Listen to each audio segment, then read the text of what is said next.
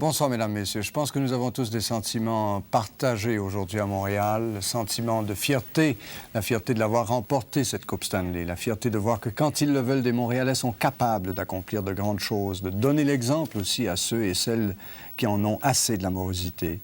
Mais aussi un sentiment de honte, la honte d'avoir vu une bande de voyous gâcher toute cette belle joie.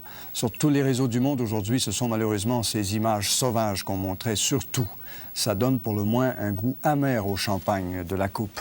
Montréal, ce soir, est encore sous le choc, se demande pourquoi cette bêtise. Eh bien, nous allons consacrer presque toute notre émission à ces dernières 24 heures. D'abord, Daniel Carrière fait le rappel des événements de la nuit dernière. La sirène marquait le début des festivités. À l'extérieur, une foule dense de plusieurs milliers de partisans s'était donné rendez-vous aux portes du Forum. Mais les célébrations ont vite tourné au cauchemar. Les vandales choisissaient leurs cibles. Des boutiques de vêtements pour jeunes ont été les premières à être saccagées.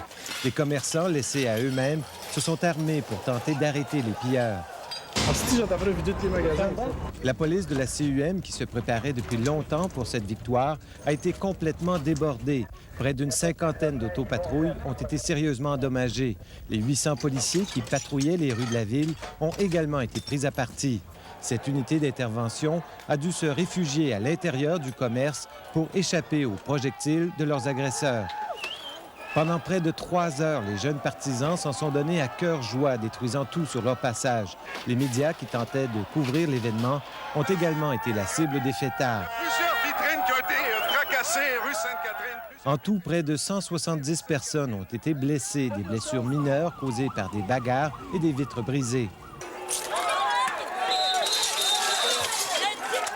Ce n'est qu'aux petites heures du matin que la police a réussi à maîtriser la situation après avoir effectué plus d'une centaine d'arrestations.